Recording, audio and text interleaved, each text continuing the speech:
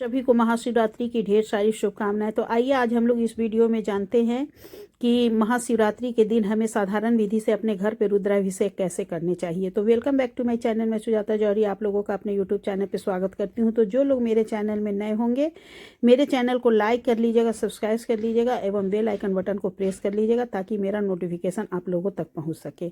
तो आइए देखिए, हमें इस तरह से पूजा की सारी सामग्री थाली में तैयार कर लेनी है। तो आप जैसे कि सुबह सवेरे उठ करके इस तरह से थाली में भोलेनाथ को चढ़ाने के लिए रोड़ी, अबीर, गुलाल, सिंदूर, भस्म, भांग, धतूर, बेलपत्र, आम मंजरी, फूल, धतूर का फूल, मदार का फूल, धतूर का फल, दीपक, अक्षत, शहद, पंचामृत, घी, चंदन, रोली, मीठा फल सभी चीज़ लेकर के हमें पूजा के लिए बैठनी है। और पूजा देखिए हमें कैसे करनी है।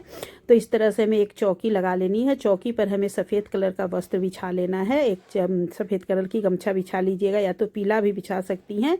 फिर एक थाली रखना है और थाली में हमें इस तरह से स्वास्तिक बना देना है। तो मैं आपको बहुत ही साधारण विधि से रुद्राभिषेक दिखा रही हूँ। तो इस तरह से आप चाहे रुद्राभिषेक कर लीजिए या तो आप पूजा कर लीजिए। तो रुद्राभिषेक करेंगे तो फिर मंत्र से आपको श्रृंगी से गिराना पड़ेगा, और नहीं तो फिर आप ऐसे ही पूजा कर लीजिएगा। तो सबसे पहले आपके घर में जो भी शिवलिंग होगा तो आप शिवलिंग को इस तरह से स्थापित कर लीजिएगा, और शिवलिंग नहीं होगा तो आप मिट्टी से पार्थिव शिवलिंग बना लीजिएगा। उसके बाद हाथ में हमें फूल और अक्षत लेकर भगवान जी को आमंत्रित कर देना है कि आप हमारे पूजा में उपस्थित होइए और आज मैं आपकी पूजा करने के लिए जा रही हूँ।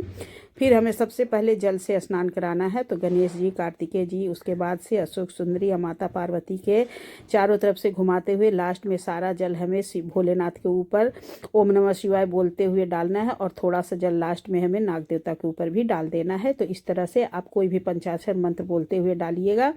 फिर उसके बाद आप दूध से, दही से, घी से, शहद से सभी चीज़ से अलग अलग स्नान कराइएगा, और नहीं तो आप एक में ही सबको मिला करके पंचामृत स्नान कराइएगा। पंचामृत स्नान कराने के बाद से हमें फिर से भगवान को जल से स्नान करा देना है।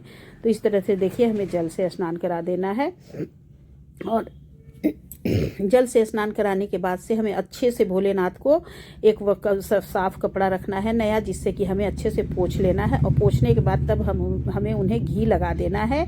घी लगाने के बाद हमें उन्हें वस्त्र लगाना है। वस्त्र रूप हमें कलावा पहना देना है, और फिर हमें एक जनेऊ पहना देना है। उसके बाद हमें तिलक करना है। तो आप चंदन से इस तरह से देखिए त्रिपुंड, आप चाहे अपने तरफ से या तो फिर आगे से किधर से भी त्रिपुंड लगा दीजिएगा, या तो फिर इस तरह से चंदन का आप पूरे शिवलिंग पे लेपन भी कर सकती हैं। तो जैसे ही आपकी इच्छा होगी आप उस तरह से भोलेनाथ को चंदन लगाइएगा। चंदन लगाने के बाद से गणेश भगवान, कार्तिकेय भगवान, और फिर उसके बाद हमें थोड़ा सा इत्र लगा देना है। इत्र लगाने के बाद हमें माता पार्वती का जो चारों तरफ जो अर्घा होता है वो माता पार्वती का भाग होता है। तो उस पर हमें थोड़ा सा सिंदूर 5 जगह लगाकर फिर अपने मांग में सिंदूर लगा लेना है। माता पार्वती से सौभाग्य की आशीर्वाद ले लेनी है। फिर हमें लाल चंदन से भी शिवलिंग पे ओम लिख देना है। उसके बाद आप बेलपत्र ले लीजिएगा, और बेलपत्र में आप ओम नमः शिवाय या तो जय श्री राम लिख करके और इस तरह से ओम नमः शिवाय या तो ओम श्री शिवाय नमस्तुभ्यम बोलते हुए 11, 21, 51 जितना ज़्यादा आप बेलपत्र चढ़ा सकती हैं उतना आप बेलपत्र उन्हें ज़रूर से समर्पित करिएगा।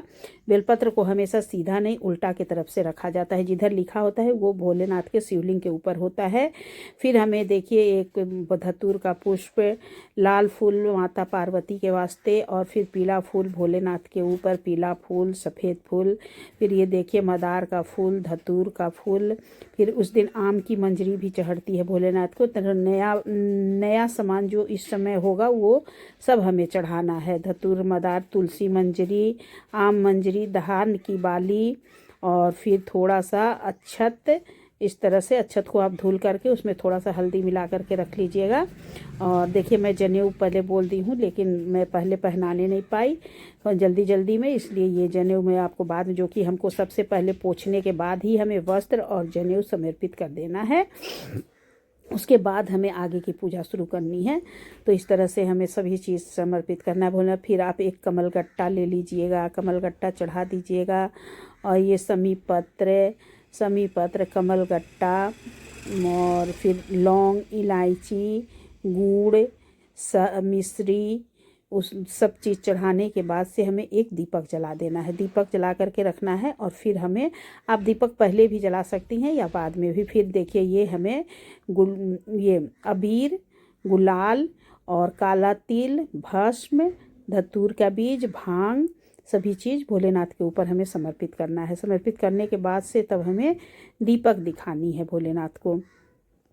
तो ये देखिए लौंग, इलायची, पान की पत्ती पे रख करके सुपारी भोलेनाथ को समर्पित कर देना है। इस तरह से समर्पित कर देना है। उसके बाद हमें दीपक दिखाना है। तो दीपक दिखाते हुए आप दीपक दिखा दीजिएगा, धूप बत्ती जला दीजिएगा और इस तरह से हमें थोड़ा सा अक्षत रख करके हमें दीपक रख देना है। दीपक रखने के बाद हमें हाथ जोड़ करके भगवान जी से प्रार्थना कर लेनी है कि जो भी भूल चूक होगी उसे क्षमा करिएगा। भोग प्रसाद में आपके पास जो भी होगा, कुछ मीठा मंगा लीजिएगा, पंचमेवा, और फिर फल भी हमें उस दिन मंगाना है। फल में हमें बैर और गाजर ज़रूर से मंगाना है। तो इस तरह से हमें सभी को आचमनी कर देना है कि भोग लगाइए आप। और उसके बाद फिर हमें आरती करनी है। तो पूजा जब हो गई तो फिर हमें आरती कर देनी है। आरती अब पहले गणेश जी की करिएगा, उसके बाद से फिर आप भोलेनाथ की करिएगा। तो ओम जय शिव ओमकारा की आरती करके फिर हमारी पूजा इस तरह से समझते। फिर हमें भोलेनाथ को आरती दिखा देना है। उसके बाद से हमें अपने भी आरती कर लेनी है और आरती करने के बाद से हमें भोलेनाथ को प्रणाम कर लेना है। इस तरह से हमें झुक करके प्रणाम कर लेना है। पूजा देखिए मैं पीछे से बैठ करके की हूँ, आप चाहे तो सामने से भी बैठ के पूजा कर सकती हैं। ऐसे भोलेनाथ की पूजा इस तरह से ही होती है। तो ये देखिए हमारी पूजा कंप्लीट हो गई। फिर हमें 3 बार ताली बजा करके भगवान जी से क्षमा प्रार्थना कर लेनी है और उसके बाद हमारी पूजा संपूर्ण हो गई। तो इस तरह से आप साधारण विधि से अपने घर में पूजा करिएगा, रुद्राभिषेक करिएगा। यदि हमसे कोई गलती हो गई होगी तो उसे आप कमेंट में लिख करके हमें बता सकते हैं। और यदि आप लोगों को मेरा वीडियो अच्छा लगा होगा तो मेरे वीडियो को लाइक कर दीजिएगा, कमेंट कर दीजिएगा एवं शेयर कर दीजिएगा। सभी को महाशिवरात्रि की ढेर सारी शुभकामनाएं। महाशिवरात्रि 15 फरवरी दिन रविवार को पड़ने वाली है। तो कौन कौन लोग अपने घर में इस तरह से पूजा करते हैं हमें कमेंट करके ज़रूर से बताइएगा। हम लोगों के यहाँ पे इसी तरह से पूजा होती है।